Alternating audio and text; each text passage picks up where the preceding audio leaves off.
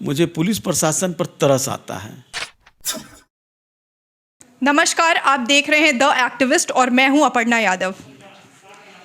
जहरीली शराब से मौत की वजह शराबबंदी नहीं, आर्थिक है। आपको बता दें कि बिहार के मद्य निषेध मंत्री सुनील कुमार, जो कि जेडीयू के नेता भी हैं और वो पूर्व आईपीएस भी रह चुके हैं, उन्होंने कहा है कि बिहार में जहरीली शराब से मौत की वजह शराबबंदी नहीं, गरीबी है। इसी पर हमारे साथ बातचीत करने के लिए राजद के वरिष्ठ नेता श्याम रजक हैं। हम जानते हैं उनसे कि उनकी इस पर क्या प्रतिक्रिया है। देखिए, जो बयान आया है माननीय मंत्री का, मुझे पुलिस प्रशासन पर तरस आता है कि ऐसे लोग पुलिस महकमे के बड़े पदाधिकारी बने जो शराब को और नशाबंदी को दो भाग में बांटते हैं, और शराब को और जहरीली शराब को भी दो भाग में बांटते हैं। शराब अपने आप में हमारे लिए कानून के अनुसार वो गलत है, उसका हम प्रतिकार करते हैं। तो जब शराब नहीं मिल रहा है उस पर आप रोक लगा रहे हैं, और तब जहरीली शराब पर भी तो आपको रोक लगाना है। गरीबी तो इस देश का और इस राज्य का सबसे बड़ा सवाल ही है। गरीबी है तो इसके लिए तो सरकार दोषी है ना।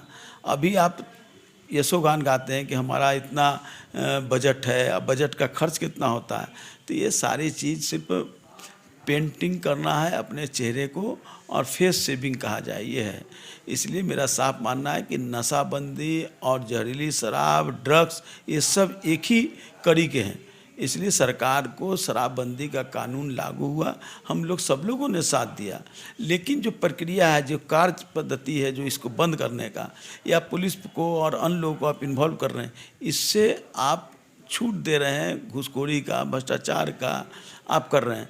आप इसके लिए अवेयरनेस चलाइए, आप जन जागृत कीजिए, जो सोशल एक्टिविस्ट लोग हैं उनको इन्वॉल्व कीजिए, जो कला से जुड़े हुए लोग हैं उनको इन्वॉल्व कीजिए, और आम लोगों के मन में ये देना होगा कि शराब जो है सबसे बड़ी बुरी लत है।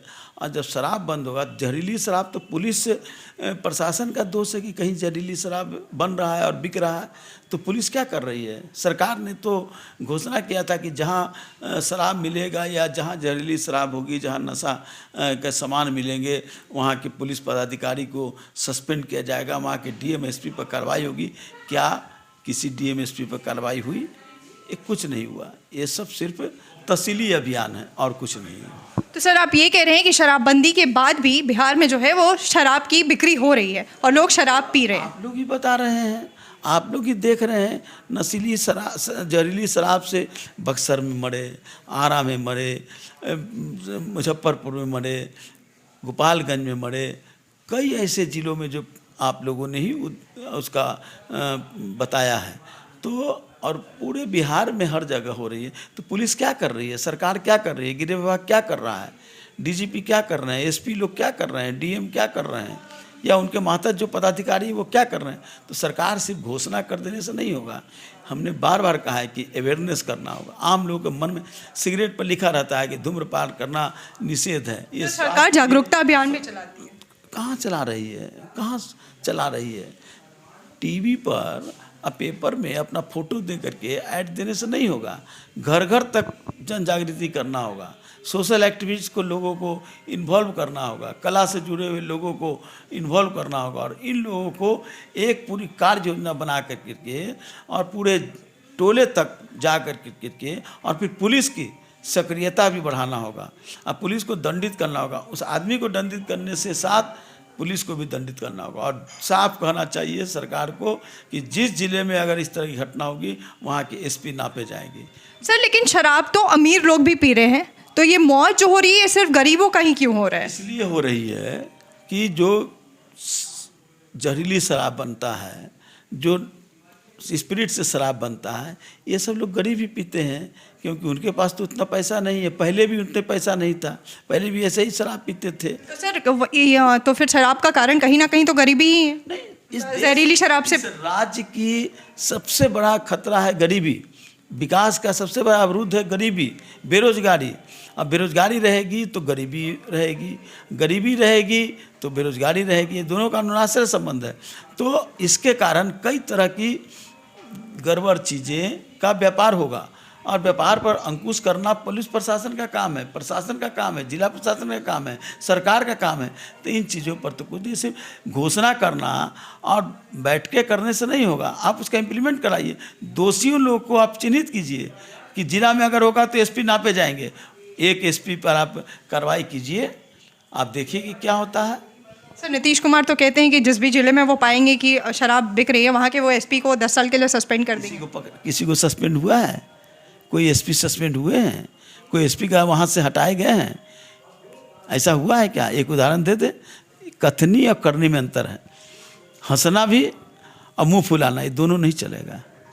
सर गुजरात में भी शराबबंदी लागू है, लेकिन जब गूगल पे सर्च करते हैं कि शराब पीने से लोगों की मौत, तो जो सर्च लिस्ट में 10 नाम जो ऊपर से आते हैं उसमें 9 बिहार के ही लोग होते हैं।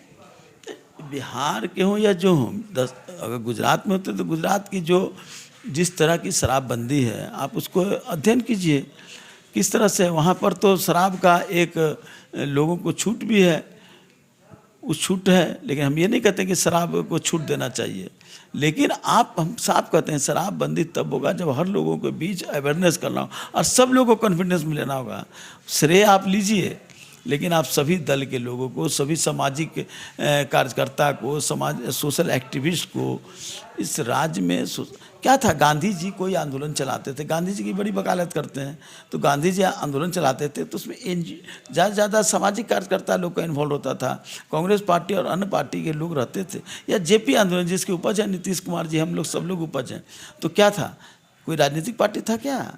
लेकिन सरकार तो क्या, लेकिन उसमें जो सोशल एक्टिविस्ट थे, जो सर्वोदय के लोग थे, वो लोगों को इन्वॉल्व कर करके और आंदोलन की चिंगारी जलाने का काम किया गया था।